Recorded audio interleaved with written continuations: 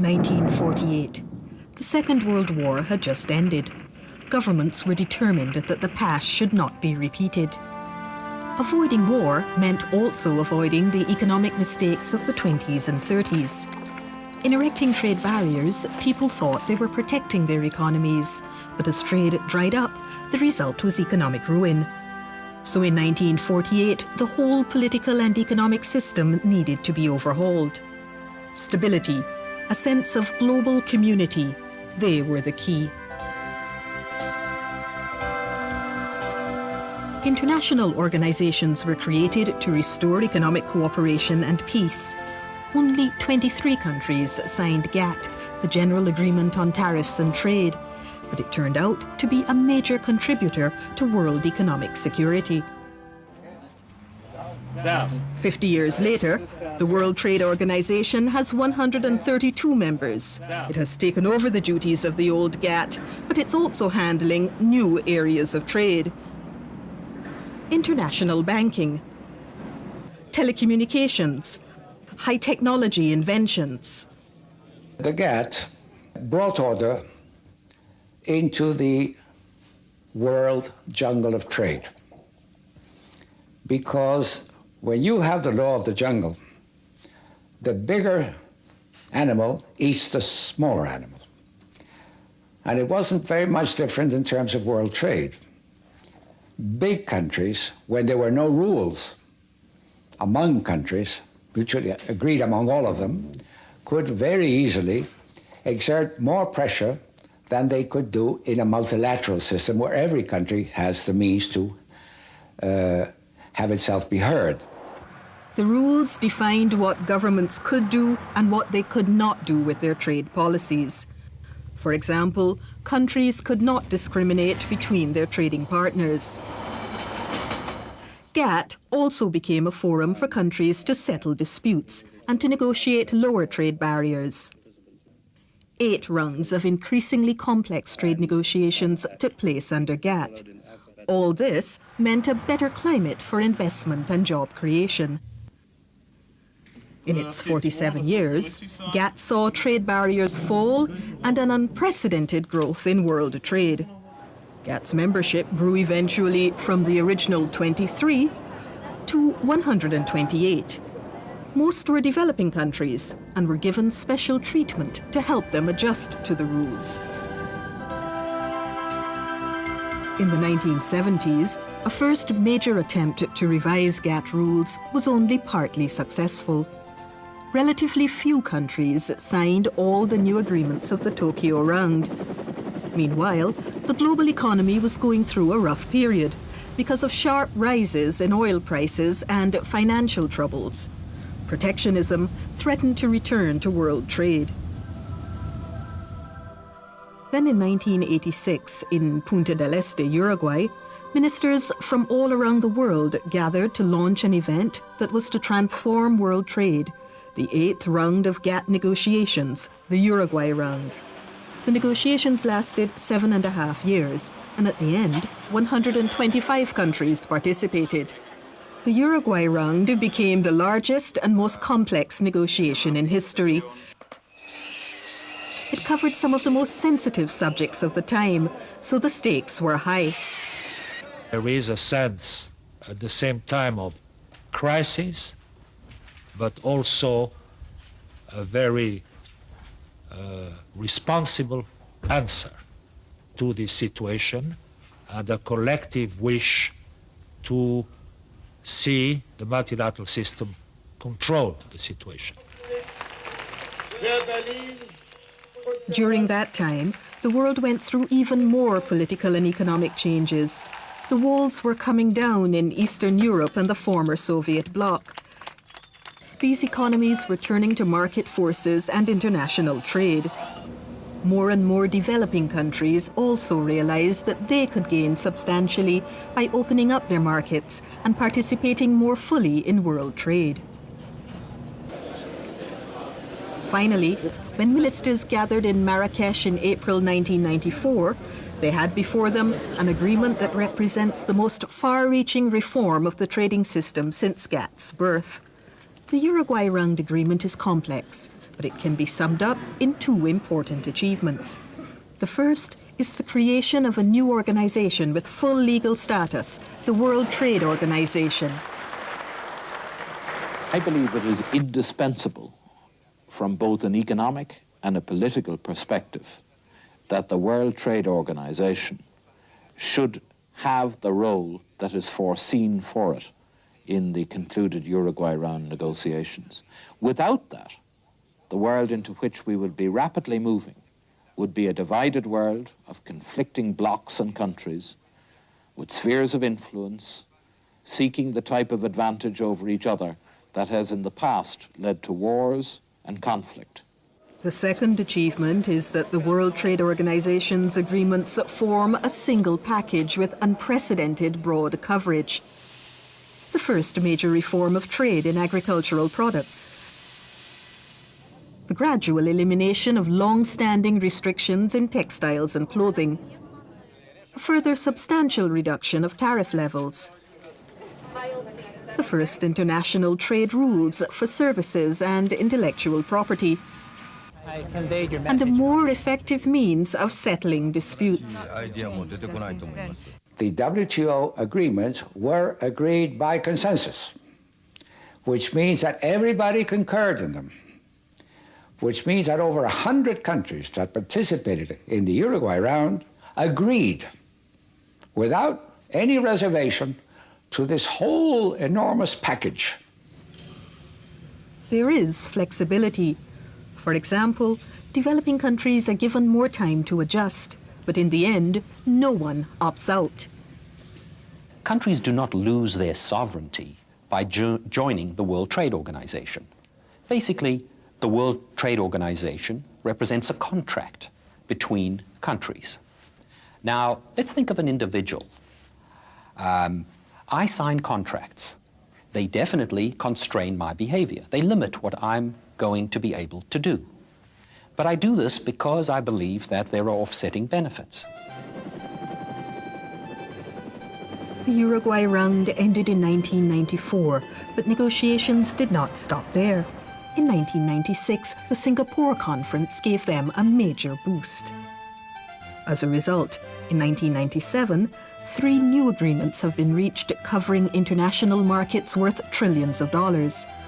On telecommunication services, on duty-free trade in a broad range of information technology products such as computers, on financial services such as banking and insurance. Products and services in these sectors will be cheaper, of better quality and more widely available. Over the coming years, the WTO has several other negotiations to undertake. Many of them are inherited from the Uruguay round. Others were added later. Major new negotiations in agriculture, services and other subjects are scheduled for the turn of the century. The Uruguay round agreements will be reviewed. All of these are essential to keep the system up to date. In addition, the WTO members are studying competition and anti-monopoly practices, transparency in government procurement, investment and other issues. They want to see if new rules are needed. World trade is now 15 times larger than it was 50 years ago. In most countries, the trading system has made a vital contribution to economic growth, development and technical progress. Let's remember that in 1950, the most wealthy country was the United States. The Canadians were behind them. The Europeans were at half that level, and the Japanese at a sixth. And we adopted open policies, and what we saw was convergence. Today, our wage levels are pretty similar all around the developed world. And the same has been true of dynamic developing countries who've adopted open policies and integrated themselves into the world economy. I think that's the great appeal of an open trading system. It's precisely that it is a mechanism for remedying the imbalances and the inequality that we have in the world economy.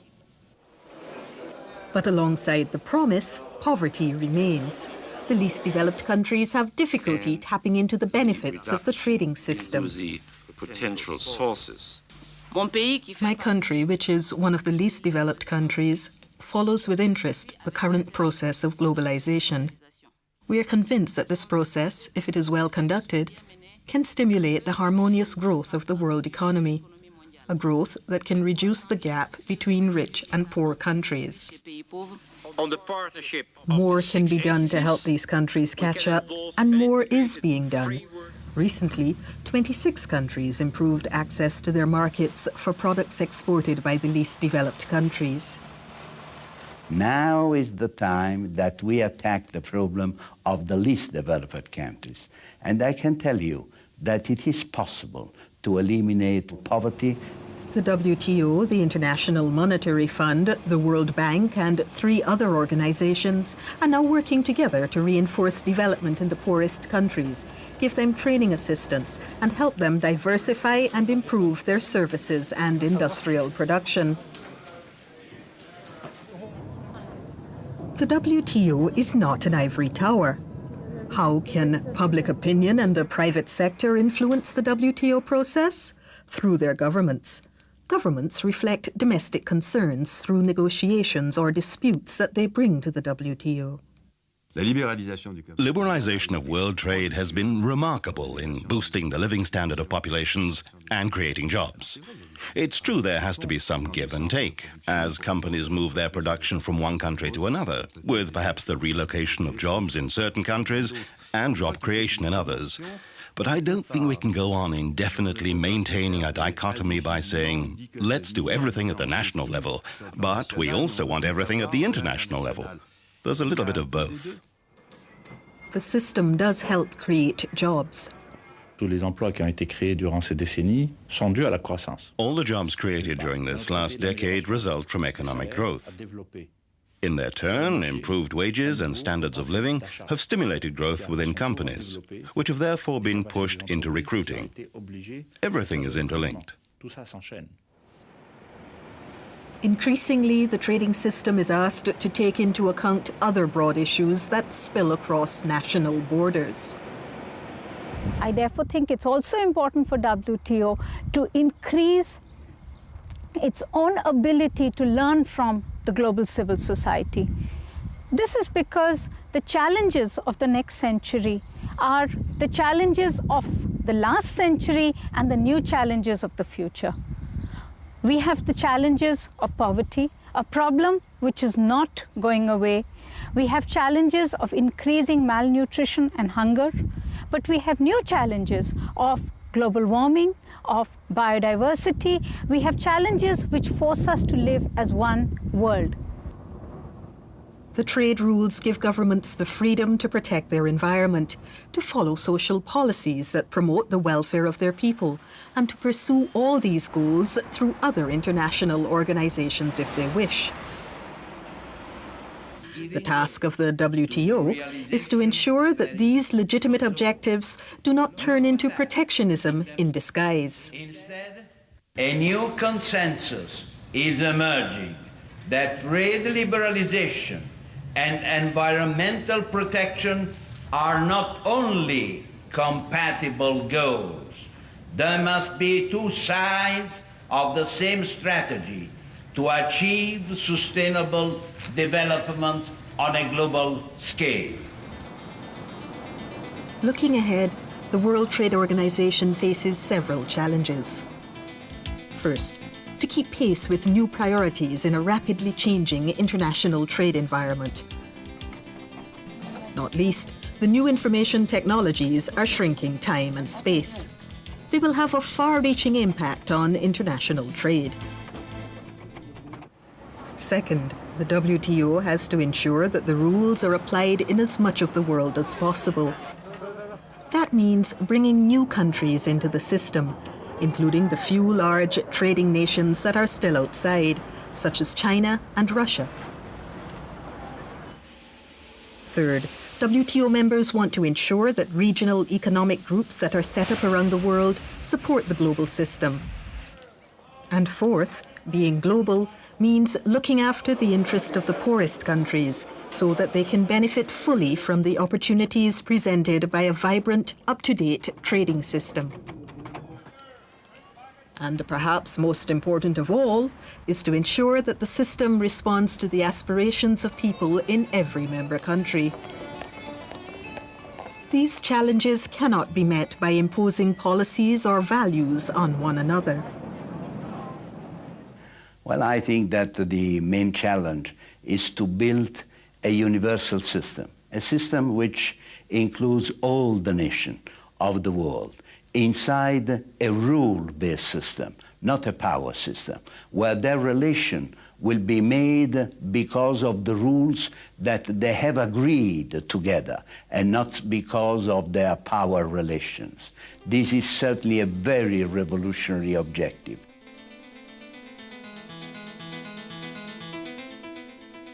The world has changed dramatically over the last half-century, but the basic choices we face have not. Governments have accepted non-discrimination and consensus as the basis for their economic relations. They have helped to make the world a safer place.